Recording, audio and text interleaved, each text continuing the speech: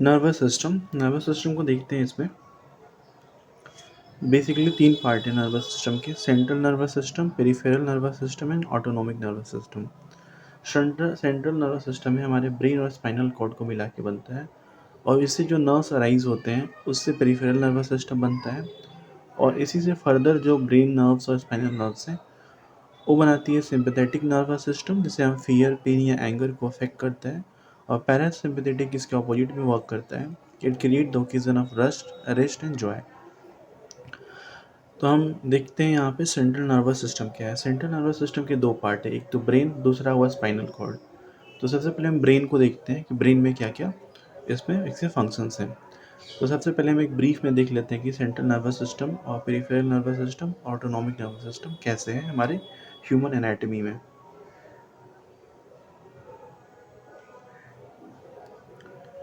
तो यहाँ पे देखें, ये रहा हमारा सेंट्रल नर्वस सिस्टम। जो बीच का ये दिख रहा है आपको, ब्रेन और इससे जुड़ा हुआ है ये spinal cord. This is called the central nervous system. और उसके बाद से ये सेंट्रल नर्वस सिस्टम है पार्ट है यहाँ पे। उसके बाद से पेरिफेरल नर्वस सिस्टम की बात करें तो peripheral nervous system spinal cord से जुड़े हुए जो भी ये ब्लू कलर के दिख रहे हैं nerves, these are the peripheral nervous system. इसमें कहा जाता है इसमें टोटल 12 पेयर होते हैं कार्डियल नर्व्स के, और 31 पेयर्स होते हैं इसके आपके स्पाइनल नर्व्स के। उसके बाद से आता है autonomic nervous system. Autonomic nervous system further systems हैं नर्व्स के, दो डिफरेंट वर्क करते हैं, सिंपैथेटिक और पैरासिम्पैथेटिक में ये डिवाइडेड है। पहले हम ब्रेन को देखते हैं कि ब्रेन का फंक्शन क्या है। तो ब्रेन के फंक्शंस में अगर देखें तो आता है इसमें 3, एक तो फोर ब्रेन है, then the midbrain and then the hindbrain. इनके फंक्शंस को हम देखेंगे। फोर ब्रेन की बात करें तो ये करीब इसका वेट जो होता है 1350 ग्राम्स होता है।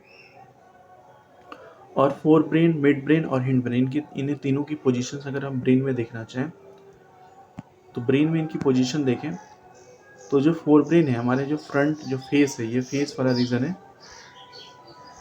This one is our face, जो हम फेस का पार्ट है। इधर हमारे आईज हैं और नोज है। तो ये जो फ्रंट का पार्ट है this is called the fore brain. और फोर ब्रेन में कौन कौन से पार्ट है, यहाँ पे सेरेब्रम है, थैलेमस है एंड हाइपोथैलेमस है। फिर मिड ब्रेन में अगर देखिए तो मिड ब्रेन में कॉर्पोरा क्वाड्रिजेमिना, यहाँ पे रहता है। तो इसको कॉर्पोरा मैं लिख देता हूँ, कॉर्पोरा क्वाड्रिजेमिना। और जो हैंड ब्रेन जो पीछे का पार्ट है, ये पोस्टीरियर पार्ट इसे बोलते हैं, दिस पोस्टीरियर पार्ट। तो इसमें ये हैंड ब्रेन, तो इसमें 3 चीज़ें कंटेन करती हैं, पोन्स, सेरेबेलम एंड मेडुला। तो ये तीनों के फंक्शंस को हम देखेंगे अलग अलग। तो सबसे पहले हम फोर ब्रेन से शुरू करते हैं। तो फोर ब्रेन में 3 पार्ट होते हैं, एक तो थैलेमस,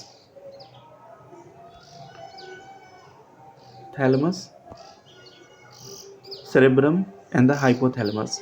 थैलेमस की बात करें तो ये एक ऐसा पार्ट है जहाँ पे आप फील करते हो pain, cold and heat.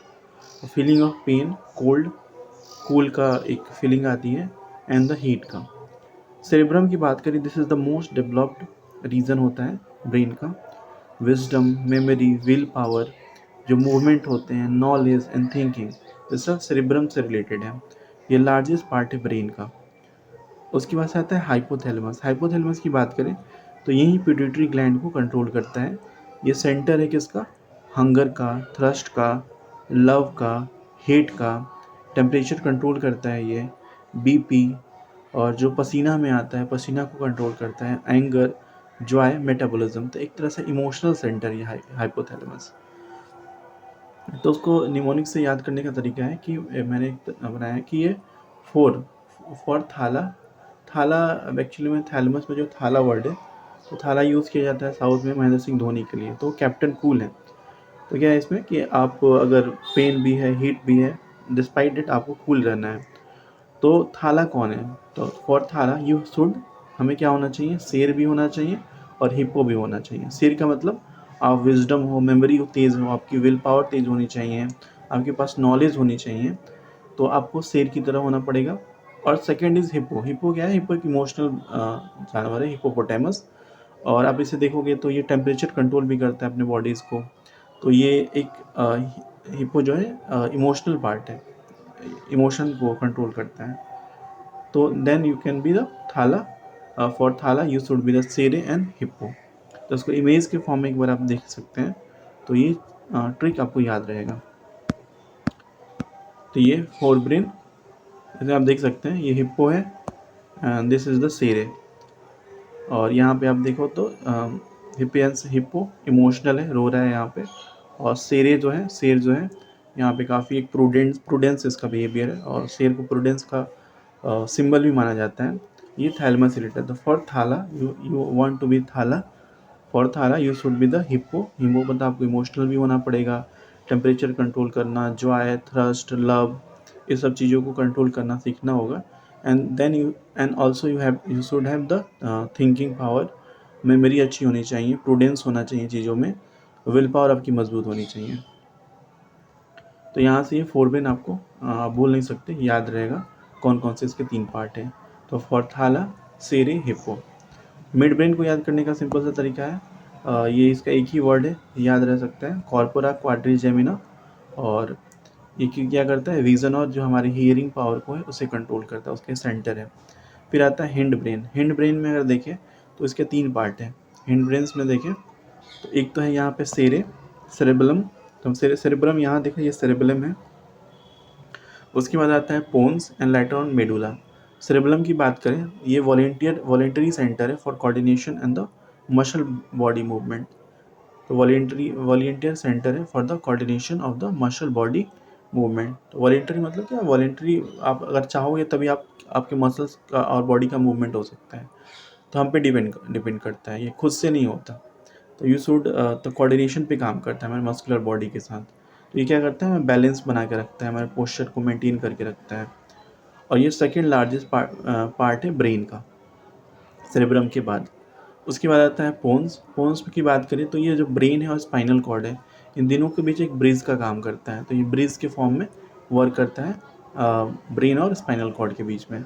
Medulla की बात करें तो ये पोस्टीरियर पार्ट है, पीछे का पार्ट है ब्रेन का।